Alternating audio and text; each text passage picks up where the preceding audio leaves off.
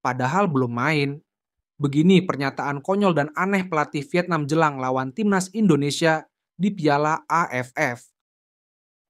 Dua pemain timnas Indonesia jadi tulang punggung klubnya di Liga Belanda untuk berjuang terhindar dari zona degradasi.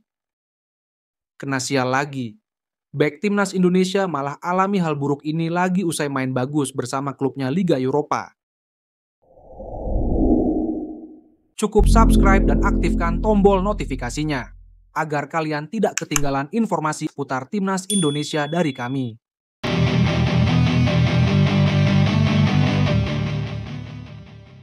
Semuanya auto kaget. Pelatih Vietnam terang-terangan bicara gini jelang lawan timnas Indonesia di fase grup ASEAN Cup 2024. Pelatih Vietnam Kim Sang-sik mengungkapkan keyakinannya bahwa timnya akan meraih kemenangan dengan mudah saat melawan Indonesia dalam laga lanjutan Piala AFF 2024. Keyakinan tersebut muncul setelah ia mengamati kondisi psikologis pasukan Garuda yang dinilai sedang berada dalam tekanan besar setelah hanya meraih hasil imbang melawan Laos dalam pertandingan sebelumnya. Dalam konferensi pers di Vietnam, Kim Sang-sik mengungkapkan bahwa hasil imbang Indonesia dalam laga kontra Laos bisa mempengaruhi mentalitas mereka. Saya rasa Indonesia datang ke Vietnam dalam kondisi yang tertekan. Hasil imbang melawan Laos jelas bukan hasil yang mereka harapkan, dan itu akan mempengaruhi psikologi pemain mereka. Mereka pasti merasa ada beban besar di pundak mereka, kata Kim Sang-sik. Pelatih asal Korea Selatan ini juga menambahkan bahwa tim Vietnam kini berada dalam kondisi optimal dan siap menghadapi lawan mereka dengan kekuatan penuh. Kami memiliki skuad yang sangat kuat.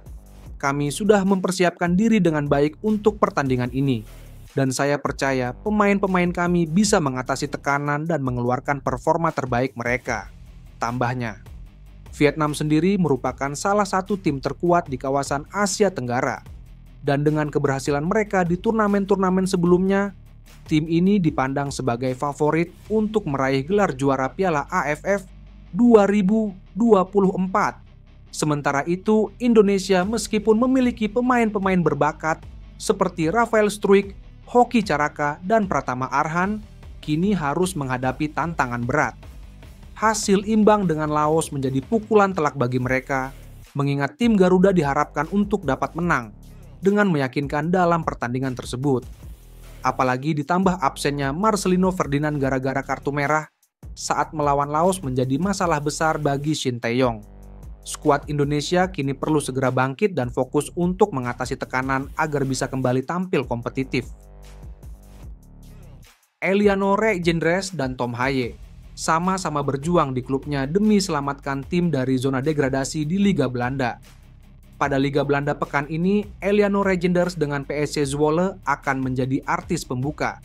Sementara klubnya Tom Haye, Almere City, akan mengusung misi mustahil untuk keluar dari zona degradasi. Eredivisie 2024 sampai 2025 akan kembali bergulir akhir pekan ini. Kasta teratas sepak bola Belanda itu akan memasuki matchweek 16. Pekan ke-16 akan dihelat mulai dari Sabtu, 14 Desember 2024, dini hari WIB hingga Senin, 16 Desember 2024, dini hari WIB dengan total 9 pertandingan. Duel PSC Zwolle melawan Willem II akan menjadi sajian pembuka. Dalam pertandingan kali ini, Eliano Reijenders Deka akan menjamu Willem II di Stadion IJssel Delta.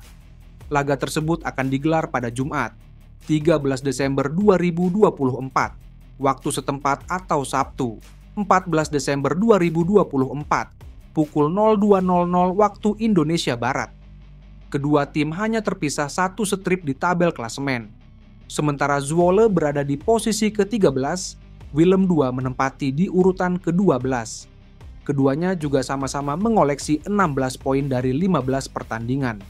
Namun, tim berjuluk Tricolores Super Kruiken memiliki selisih gol lebih baik sehingga berhak duduk di atas Zwolle.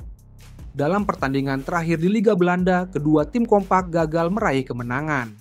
Zwolle ditahan imbang 0-0 tuan rumah Groningen di Euroborg.